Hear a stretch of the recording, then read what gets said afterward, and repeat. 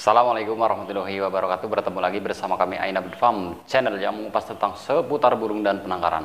Tapi sebelum video kita lanjutkan, ada baiknya teman-teman yang baru gabung silahkan subscribe terlebih dahulu agar kami terus bisa memberikan motivasi dan tentunya masih bisa berbagi bersama kicau mania seluruh Nusantara. Di pertemuan kali ini, Aina Bird Farm akan membahas seputar perjalanan Aina Bird Farm dari pertama main burung dan sampai sekarang menjadi kreator yang kemarin dikatakan oleh YouTube adalah kreator yang sedang naik daun atau kreator on the rise pada bulan April 2021. Dan kami akan menceritakan sedikit kisah dari pertama saya bermain burung sampai sekarang ini. Tetap di Aina Bird Farm channel.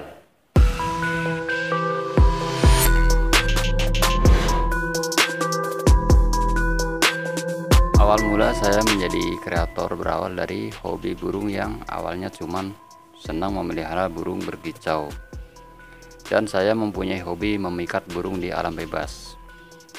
Sampai akhirnya saya mempunyai banyak sekali burung, baik itu beli di teman-teman maupun kita memikat di alam bebas. Sampai saya nggak pernah berpikir bahwa akan pentingnya menjaga ekosistem alam. Dari sekian banyak atau berpuluh-puluh ekor burung yang saya punya, saya tidak tangkarkan, bahkan saya tidak mengenali apa itu penangkaran. Selang bergantinya waktu, aku pun berpikir untuk bisa menjadikan burung-burung ini menjadi juara dalam perlombaan burung berkicau teman-teman, seperti teman-teman yang lain.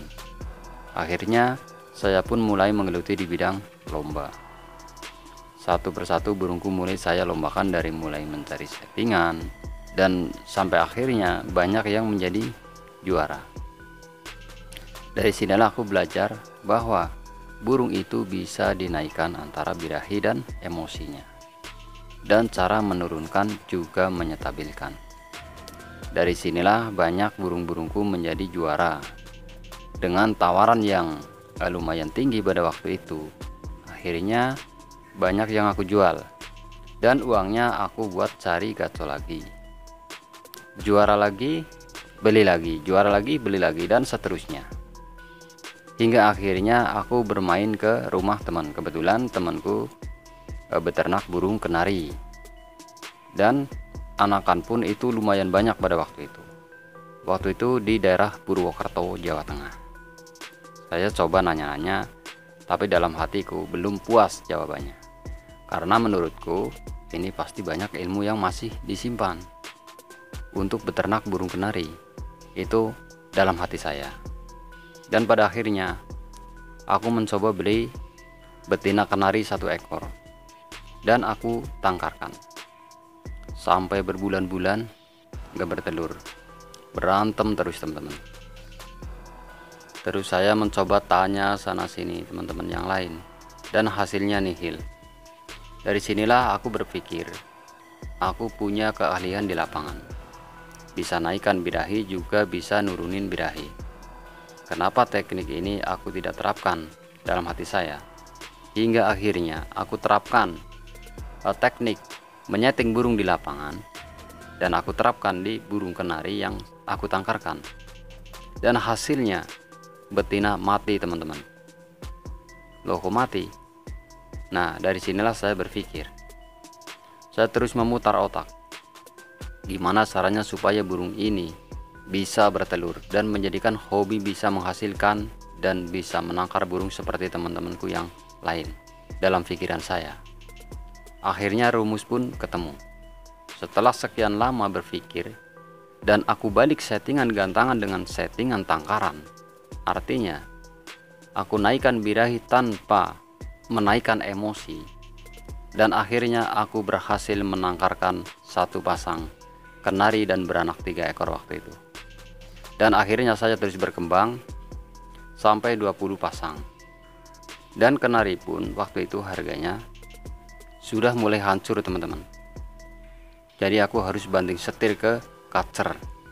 Lalu kenari pun saya jual, yang 20 pasang kita ganti menjadi 12 pasang kacer.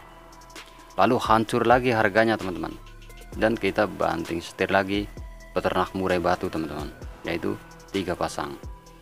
Dan di murai batu saya pun berhasil teman-teman. Tapi di sini untuk jualan murai batu itu tidak segampang yang kita pikirkan. Waktu itu memang susah sekali karena harganya lumayan tinggi. Jadi adanya cuma tukar-tukar sama teman-teman. Jadi aku putusin untuk pindah ke lovebird teman-teman. Waktu itu lovebird masih lumayan mahal.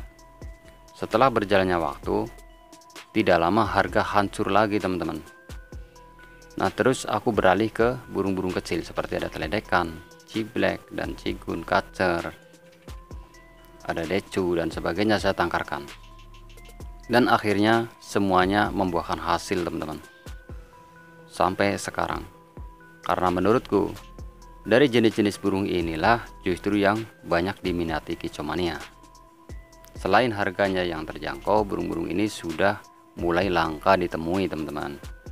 Dan ternyata di dalam penangkaran, ilmu itu bersumber dari cara kita menyeting burung lomba aslinya teman-teman. Jadi anak-anak gantangan itu tahu cara menaikkan birahi, menurunkan birahi, juga cara menyentabilkan. Terus saya berpikir, jika ilmu itu diaplikasikan ke penangkaran, insya Allah akan berhasil. Dengan catatan tetap berusaha, berdoa, dan tentunya sabar teman-teman, itu kuncinya. Setelah beberapa tahun saya bergelut di bidang penangkaran, akhirnya saya berpikir, jika ilmu ini saya bagikan dan banyak yang berhasil dalam menangkar burung, saya rasa burung-burung khas Indonesia ini tidak jadi punah teman-teman. Akhirnya saya coba-coba untuk unggah ke YouTube ilmu yang sudah saya dapatkan dari penangkaran, dari mulai perjodohan, pakan, bikin sarang dan sebagainya, cara meloloh dan sebagainya, semua sudah aku kupas di channel saya, yaitu Aina Bird Farm. 2 tahun saya terus berbagi ilmu tentang penangkaran dan seputar burung-burung dan cara-cara yang lain di YouTube.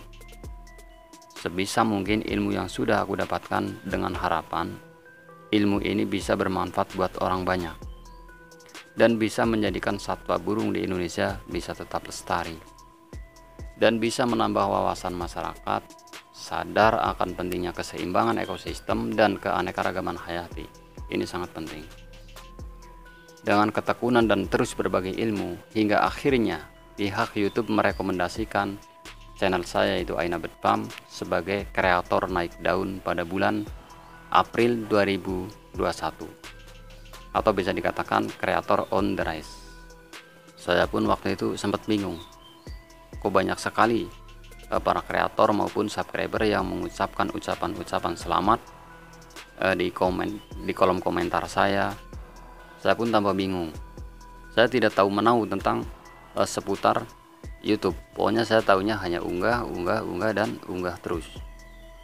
Jadi ini murni keputusan dari pihak YouTube.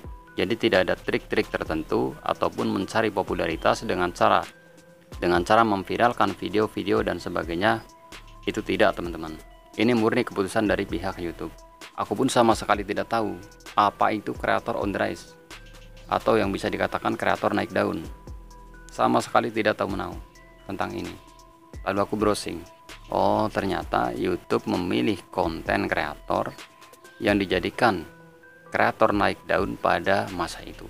Dan channelnya otomatis disodorkan di beranda paling depan teman-teman. Dan bisa dikatakan menjadi trending pada bulan ini atau pada hari itu.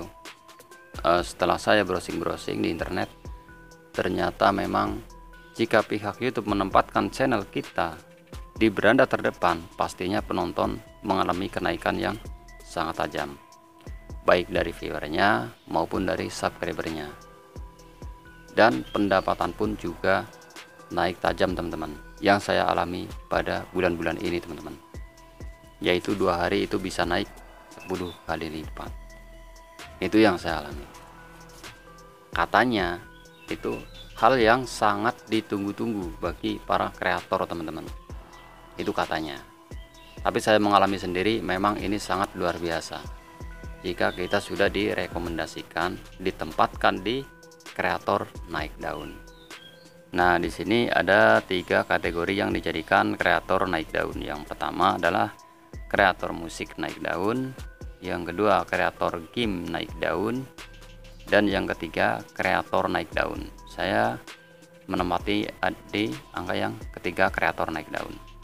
Alhamdulillah, mungkin berkah dari Ramadan ini saya mendapatkan kreator naik daun pada bulan April 2021. Saya mengucapkan banyak sekali terima kasih kepada semua pihak. Yang pertama dari subscriber yang sudah mensupport kami, mendukung kami, dari para kreator juga yang sudah mendukung kami, juga tentunya buat pihak YouTube yang sudah mempercayakan kepada saya sebagai kreator yang naik daun. Nah, itulah sepenggal kisah saya. Semoga dengan cerita yang pendek ini bisa menginspirasi, memotivasi kita semua agar kita jangan pernah putus semangat. Nah, mungkin itu yang bisa kami sampaikan. Salam lestari. Wassalamualaikum warahmatullahi wabarakatuh.